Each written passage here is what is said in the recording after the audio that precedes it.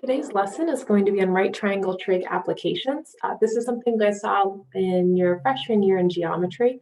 So obviously it was a little bit ago. So we're going to kind of go back to the basics, and a lot of this will be a review from even when we started our unit circle, looking at right triangles to be able to decode what those angle measurements were. In this unit, we are going to go back to degrees for the most part. There will still be some things in radians, but a lot of this has an application that revolves around more of degree measurements than radian measurements. So the first thing that we need to review is SOHCAHTOA.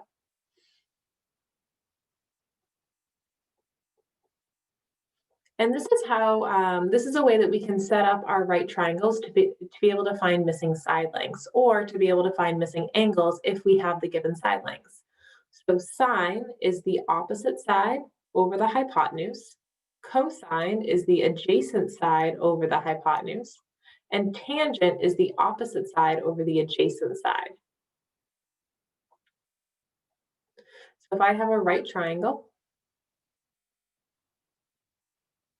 just as a reminder, the hypotenuse is opposite that right angle. These are my two legs. And then my opposite and my adjacent side depend on what I define as theta. So if I'm letting this angle up here be theta, then my hypotenuse is always still just the side opposite my right angle. It's the longest side length in a right triangle. My adjacent side is the side that is next to this angle. So this angle right here, theta, is created by an adjacent side and the hypotenuse. So this would be my adjacent side, A. And then the opposite side, I can draw a straight line to. It's opposite that angle. So this is my O. So this is my H, my hypotenuse. My adjacent side is next to the angle. My opposite side is opposite the angle. If instead we were dealing with this angle down here, we'll call this beta. Now my opposite side for beta would be this side over here, and my adjacent side would be over here. So notice that my opposite and my adjacent are very much dependent on which of these two angles I'm working with. So you have to really think that through. All right. So our sine function, as it says here, our sine of theta is going to be our opposite side over our hypotenuse. That's similar to when we were dealing with our unit circle. It was our y value over our radius because of the way that our triangles were formulated in our unit circle. Our cosine of theta is going to be adjacent over hypotenuse, and tangent of theta is going to be the opposite side over the adjacent side. All right, let's take a look at an example. Let's say that we have a right triangle.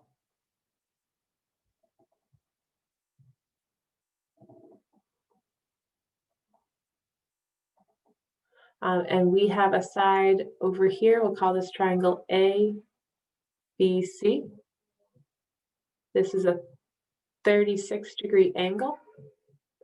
And we're going to say that this has a side length of 15. This has a side length of X. And this has a side length of Y. So if we want to be able to find what X and what Y are, we need to set up some trig functions. So we only need two side lengths to be able to, or we only need an angle measure, two pieces of information to be able to figure out one of these two side lengths. So I'm going to start by figuring out what X is. So I'm going to say, all right, this is my 36-degree angle. This is my opposite side. I'm sorry, opposite, starts with O. Opposite side, this is my adjacent side, and this is my hypotenuse. So I'm going to start by finding this X variable. So that's going to be, I have my opposite side, that's 15. I'm looking for my adjacent side, that's going to be X. So that means I'm going to come over here, opposite over adjacent. I need to use my tangent function. So tangent of 36 degrees equals the opposite side, which is 15, over my adjacent side, which is X. Now to get X by itself, I need to first clear it out of the denominator. So I'm going to multiply both sides by X. So I now have X times the tangent of 36 degrees equal to 15, and then divide both sides by tangent of 36 degrees. We would then put that into a calculator, and if you're using Desmos, so in Desmos, you want to make, if you're using Desmos as your calculator, or if you're using any calculator, you want to make sure that you're in degrees when we're using degrees and radians when we're using radians. So notice that right now we are in radians because it's highlighted. So I'm going to go ahead and click degrees, and then I'll type in, I believe we had 15 divided by tangent of 36, which yields 20.6457. It all kind of depends on where we're going to round to. Right now we're going to round to the nearest tenth, but you really want to pay attention to what directions are telling you to round to. So you know the tenth is your first decimal place, the hundredths is your second, thousandths is your third. And then after that, we generally will say like to 4 decimal places or 5 decimal places. In calculus next year, we'll always be rounding to the 3rd decimal place. But for now, let's just try to pay attention to what the directions are asking us to do. So this is 20 and 6/10.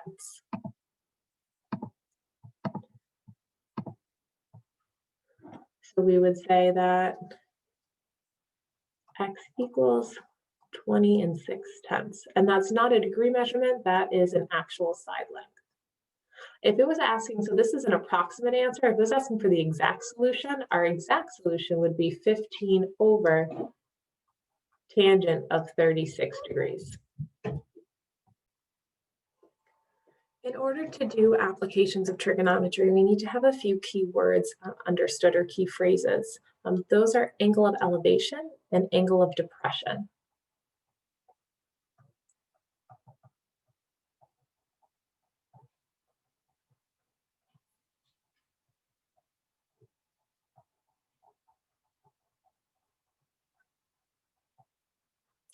All right, so I have a diagram here. I'm standing at the top of a cliff, let's say, and there's a boat down below. When we're talking about the angle of elevation, angle of depression, we first need to know what our line of sight is. So we call this line right here a line of sight. And that is a horizontal line, as if you were looking straight ahead. So I want everyone to just kind of look straight ahead. You're looking at probably a little bit above your computer. If you rotate your head up to look at something like the corner of the classroom, or maybe my Epson projector board if you're in the classroom, this angle right here, made from the rotation, in this case of me looking up at a star, is called the angle of elevation.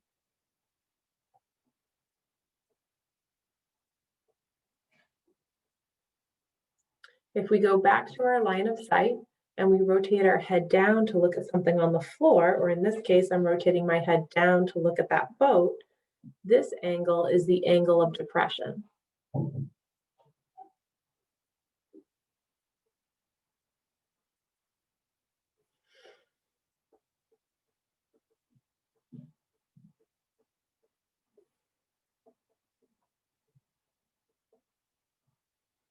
So the angle of elevation, we generally understand and we mark that up pretty easily. It's the angle of depression that we can sometimes get confused with. Notice the angle of depression is from my line of sight, that horizontal, rotating my head downwards. It is not me looking down and then rotating it all the way down to the vertical. This angle right here is not my angle of depression. Notice that this boat, if there was somebody sitting on this boat down here and they were to look up, their line of sight would be along the water, and their angle of elevation would be right here.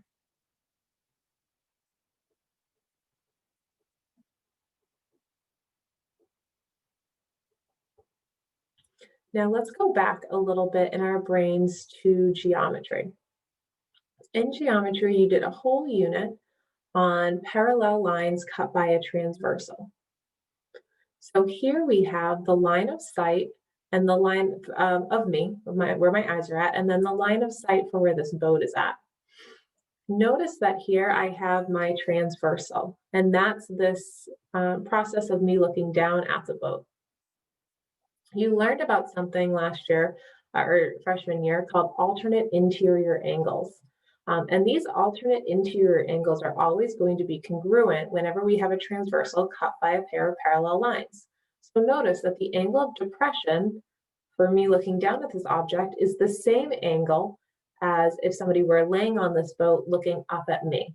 So the angle of elevation for somebody on this boat is the same as the angle of depression for me up on the cliff.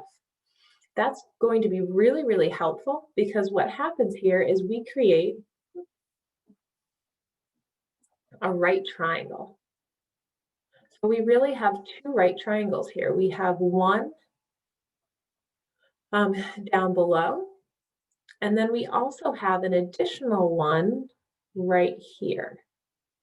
And you can use either of these two right triangles. These are going to be two congruent right triangles because this distance from the bottom of the base of the cliff, provided this is a straight drop down the base of the cliff, to this boat is going to be congruent to a point straight vertical from that boat across. And then the height of my eyes is set to be the same from the water in both situations as well. So we have not a square, we have a rectangle here, my apologies, where these two sides are congruent and parallel, and these two sides are congruent and parallel. As a result, these two angles are going to be congruent. And then these two angles, as a result, because of my third angles theorem from geometry, are also going to be congruent. So what ends up happening is that you kind of can use the triangle that makes more sense to you. So when you're drawing it out, you just want to make sure that that angle of depression is accurate. But then from there, you can work it through however you choose. Another thing that I want to point out from this diagram that some of you may have noticed is that this is also a right angle right here. So remember, we're working with a rectangle. So we have another right angle right here. So if I know my angle of depression, I can subtract 90 from that. I can find its complement, and I can use that angle as well to fill in this triangle. So you have a lot of different options and how you want to kind of decode these diagrams, and it's really whatever you see and how you work it through, as long as it's mathematically sound. And we're going to look at some application problems next, where you're going to try one, and then I'll go through the solutions in just a little bit. The one other thing I want to talk about revolves around this complement, the fact that these two angles are complements. And we saw this as well when we were graphing, but just to put it as a formal theorem, the complement angles theorem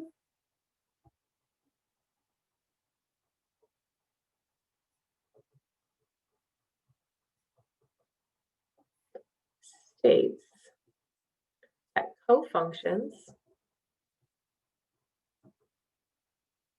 of complementary angles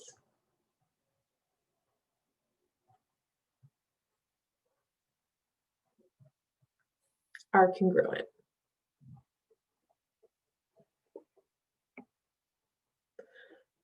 So our cofunctions are sine and cosine are cofunctions. Tangent and cotangent are cofunctions. And secant, or I'll start with cosecant and secant are cofunctions. So what this means is that if I take a sine of 30 degrees, that's going to be equal to cosine of 60 degrees. So what this theorem is stating is that if we were dealing with cofunctions, then complementary angles, so 30 plus 60 equals 90 degrees. If I take the sine of 30 degrees and then the cosine of its complement, which is 60 degrees, these two measurements will always be equal. And we know this from our unit circle, because this is the point, if we're doing 30 degrees, right? This is the point root 3 over 2, comma 1/2. And for 60 degrees, this is the ordered pair 1/2, comma root 3 over 2. So sine of 30 degrees is my y value, that's 1/2. And cosine of 60 degrees, cosine is my x value, that's 1/2. So this checks. The same holds true for tangent and cotangent and secant and cosecant. But what's nice is that although this is a nice example that we know off our unit circle, we can apply this to a situation like tangent of 35 is going to be equal to cotangent of 55. Because 35 plus 55 equals 90, and these are cofunctions, which means really that they have a shift of that 90 degrees, that they're going to be equivalent to each other. Same thing would apply if you had secant of 21 is going to equal cosecant of 69, because 69 plus 21 yields 90 degrees. So we wouldn't need to actually know what these ordered pairs are or know what the tangent of 35 is. We would just know that these two are equal to each other, and we could substitute them in to be able to simplify an expression a little bit further.